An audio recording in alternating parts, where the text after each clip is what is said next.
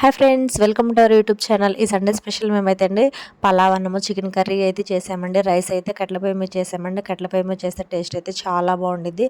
అదిగోండి ఆనియన్స్, పచ్చిమిర్చి, టమాటా అన్నీ అయితే రెడీ చేసి పెట్టుకున్నాము.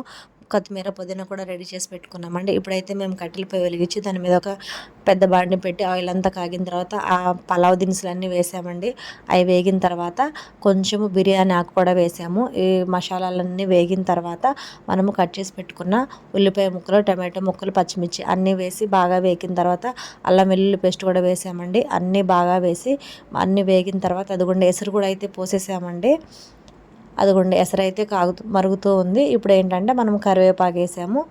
అదిగోండి ఎసరైతే మరుగుతుంది కదా. ఇప్పుడైతే మేము ఆల్రెడీ కడిగి నానబెట్టుకున్న రైస్ అయితే దాంట్లో వేసాము. చాలా సింపుల్గా చేసామండి. కట్టెల పొయ్యి మీద చేసాం కాబట్టి టేస్ట్ అయితే చాలా బాగా వచ్చింది. అదిగోండి ఇంకా అంతండి, చాలా సింపుల్ అయిపోయింది. ఇంకా మూత పెట్టేసేటమండి. వేడివేడి పలావ్ అన్నం అయితే రెడీ అయిపోయిందండి. ఫైనల్గా అయితే దాని మీద కొంచెం నెయ్యి వేసామండి. టేస్ట్ ఇంకా బాగుండిద్ది. కర్రీ అయితే గ్యాస్ మీద చేసాం. అంతే ఫ్రెండ్స్, వీడియో కనుక మీకు నచ్చినట్లయితే తప్పకుండా లైక్ చేయండి.